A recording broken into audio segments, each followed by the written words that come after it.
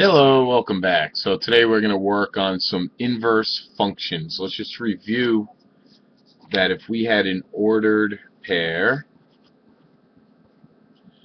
on the graph of f of x, the ordered pair AB is mapped onto the ordered pair BA by way of a reflection over the line y equals x, where this is an ordered pair of the inverse.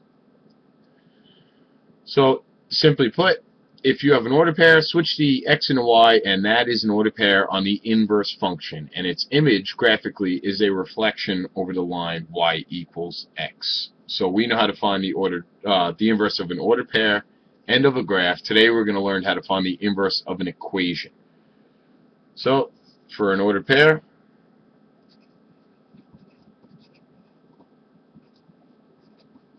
switch x and y. For a graph, switch x and y. For an equation, guess what? I'll give you a second to guess. Yep. Switch x and y. That's all you're doing for inverse. So an example would be, let's say we have f of x equals 3x plus 5. Let's find f inverse of x. Now, it says over here to switch x and y. The only problem is we don't have an x and a y. But we're smarter than that. We know that f of x means y. That is y equals 3x plus 5. So that's exactly what I'm going to do. I'm going to say I can't switch x and y without an x and a y, but I know f of x means y. So now I can switch x and y now that I have an x and a y. X equals 3y plus 5. Notice how I didn't bring anything with the x or the y. I simply interchanged their positions. The 3 stayed where it was. The 5 stayed where it was. I simply interchanged their positions. And if you didn't see, I did a hand motion there. You just couldn't see it. So now we're just going to solve for y. So first step,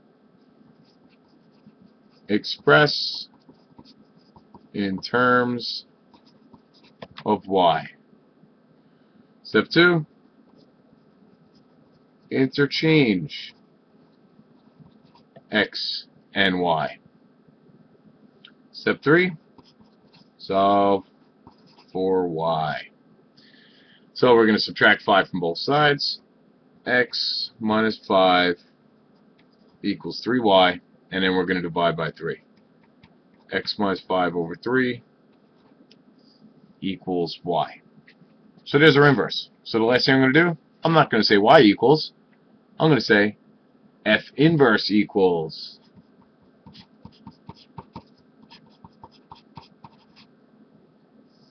f inverse equals x minus 5 over 3. Notice that they're both being divided by 3. So its image, if you were to graph y equals 3x plus 5 and y equals x minus 5 over 3, it would be a reflection over the line y equals x. Let's do another example. Let's say we have f of x equals 2x squared plus 3. Let's find f inverse of x. Okay, step 1, y equals. Step 2, interchange x and y. Again, notice, I just changed their positions. I didn't move the squared, I didn't move the coefficient of 2, I didn't move the addition of 3. I simply interchange their positions. Now I'm going to solve for y. So subtract 3 from both sides.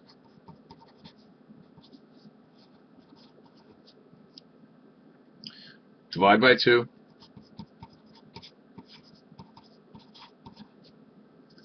And take the square root of both sides.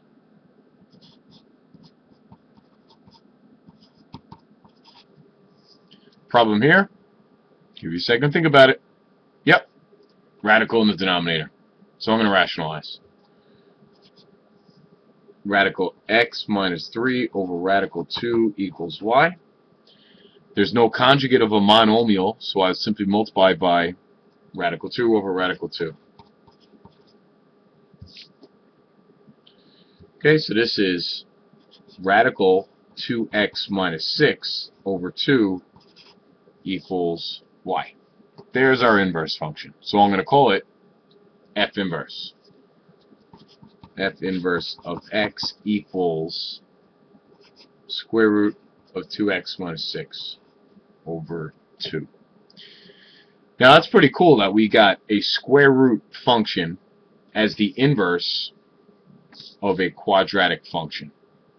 That's not a coincidence. They're inverses of each other because the word inverse means get rid of. So even if we go back to the original example, the original function was 3 times x plus 5. Well, the inverse of addition,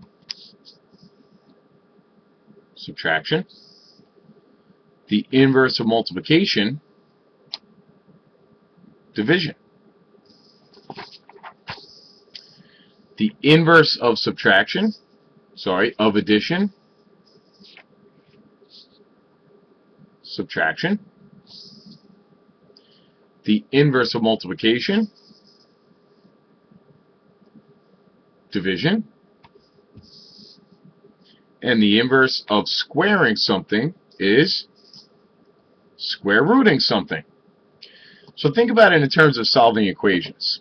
If I wanted to solve an equation with a radical, I would have to square both sides to get rid of the radical. So inverse means get rid of. Okay, another cool example here. Let's say we have f of x equals the square root of x plus 2. Let's find f inverse of 1. Well, this is saying I'm plugging 1 into the inverse of f. So I can't plug 1 into f. I have to find the inverse first, and then I'll plug in 1. So y equals radical x plus 2. So I want to solve for y now. That means I want to get rid of the square root. I get rid of a square root by squaring both sides.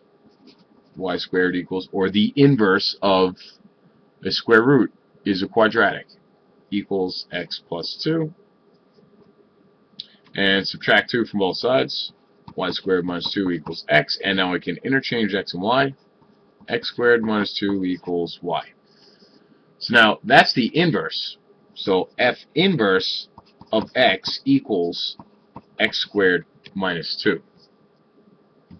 So now I can say, well, what's f inverse of 1? That just says plug 1 into the inverse of f. So that's what I'll do. 1 squared minus 2. 1 minus 2. Negative 1. So if you remember how inverse works, an inverse means you had an order pair AB, and it becomes the order pair BA by way of a reflection over the line y equals x. So if I plugged 1 in for x to the inverse, well, that means I could have plugged in 1 for y to the original function. Let's see what would have happened. From here, I will not find the inverse equation because I just plugged 1 in for y. So I'll say 1 equals radical x plus 2. Square both sides. 1 squared equals x plus 2. 1 equals x plus 2. Subtract 2 from both sides. Negative 1 equals x. Look what we had there. Negative 1. Negative 1. There we go. 2 ways to do it. If they're asking you for the inverse function, however, there's no way you could do it with this method over here. The only reason we were able to do it is because we were plugging in a number.